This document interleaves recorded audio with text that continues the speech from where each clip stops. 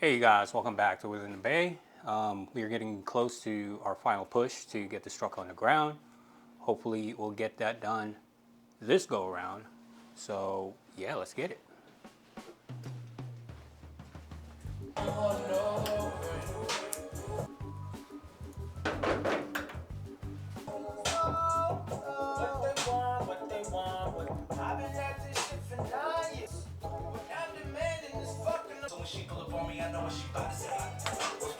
Oh shit. Ouch.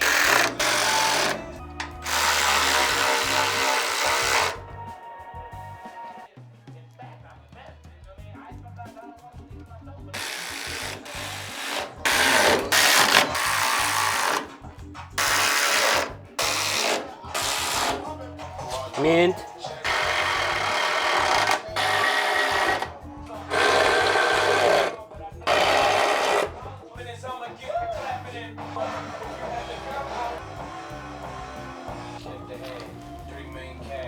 Mint.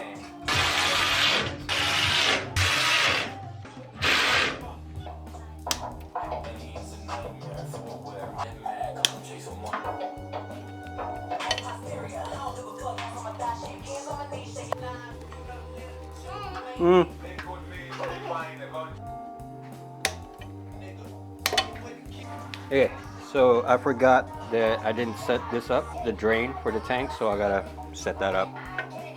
So I think right now we're just gonna temporarily do this for the emergency fill clip to hold the valve temporarily for now, because I keep forgetting to make this work.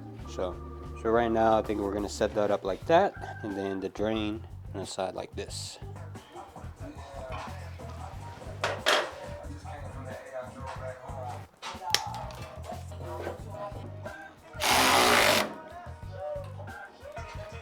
That's temporary, so that'll be all right.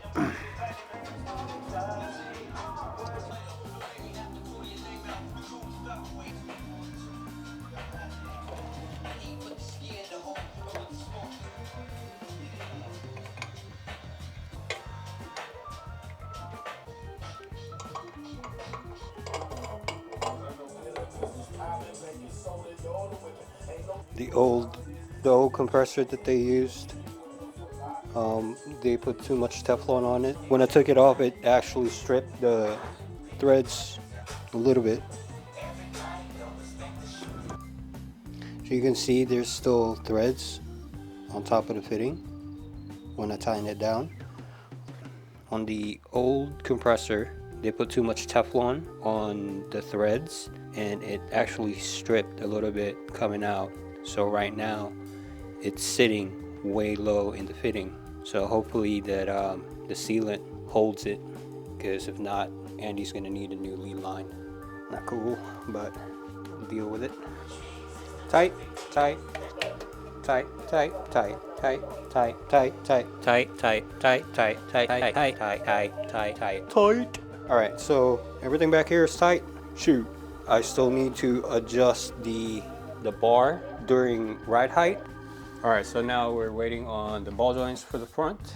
I need to get a puller for the steering gearbox so we could start changing that. We need to run the harness inside the engine bay and data cable inside the cab for the remote.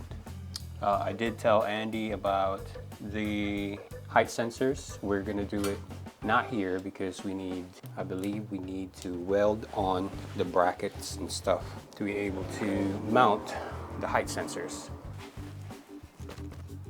All right. So today we're gonna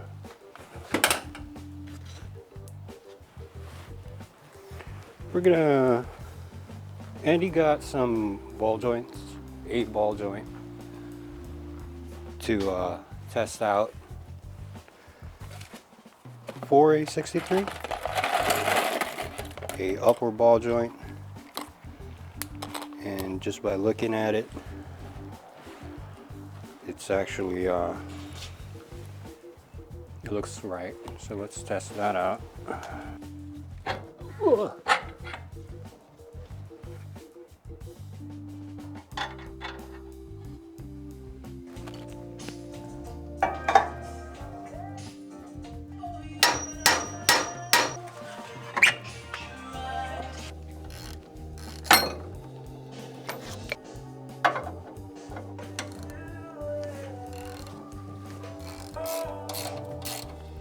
All right, grab some tools.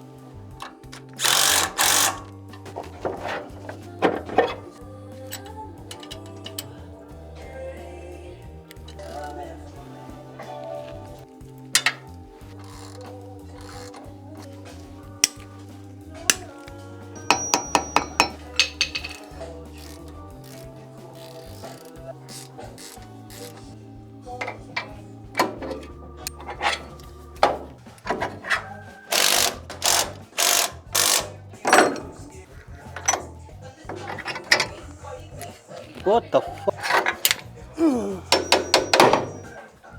So the lower ball joint is loose inside the pocket. Just moves inside the pocket. The pocket is worn down. I might have to take out the lower control arm. All right, guys. I brought the lower control arm to Andy, and he got it in. It's not going anywhere. So we are gonna finish up the suspension hopefully today, and then hook up the electrical in the engine bay, and hopefully run the controller on the inside of the cab.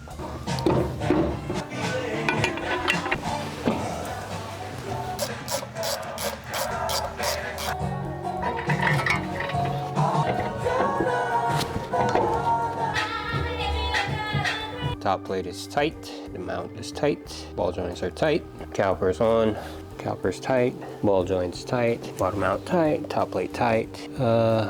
Yeah. So let's move on to the steering stuff.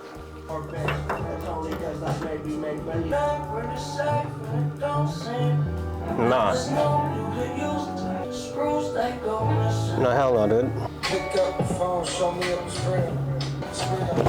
Pick up the phone. I wanna all night. Say it.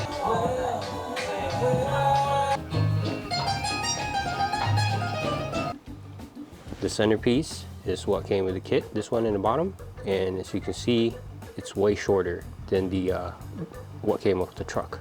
Also, the tie rods are way longer than what is on the truck. So I don't know, the packing list does indicate that this kit is for a 54 to 64. I could just go ahead and use the old parts, like the old centerpiece, and yeah. Okay. Yo, so Andy always mentioned the reason why he bought the new pitman arm is because he said there was a difference, and the pitman arm was cut and that it was welded back on together. It was not the pitman arm, it's actually the centerpiece. This is cast and the centerpiece is actually cut here and welded. So that was the issue. This is not right for the truck. So I guess I need to figure out how this works. Whoa. All right, so here's the deal. The steering stuff, I don't know what we're doing with that yet. The harness, I added 2 more clips, one over here and one on the inside of the inner fender. So when it comes out, it hugs the inner fender instead of getting into the exhaust manifold. These are both the power and ground for the compressors, and instead of having 2 inline fuses that goes to the battery, we're gonna use this circuit breaker. Yeah, 60 amp circuit breaker that we're gonna have both power go through here and then single wire that goes to the battery. I think it's a lot more cleaner that way. And we're gonna mount it here somewhere in the inner fender using rib nuts. The data cable for the USB controller I already ran. I just used this grommet right here. So it runs inside. It's in this middle hole right here, and it runs up and you can see the wire right here. And then finally the remote, the wire. At first I was going to use this relay, which is ignition, but I decided to use the fuel relay because when the ignition's on, the fuel is on, and it kind of serves a dual purpose. If the relay goes out, that means the fuel pump and compressors are also out. But if the fuel pump is out and the compressor is on, or vice versa, we know that this relay is good. So it kind of serves a dual purpose that way. All right, guys, we are once again forehead. Once again in a holding pattern for the truck, and need to figure out more stuff and get more stuff to finish the job. So hope to see you guys next time. Peace.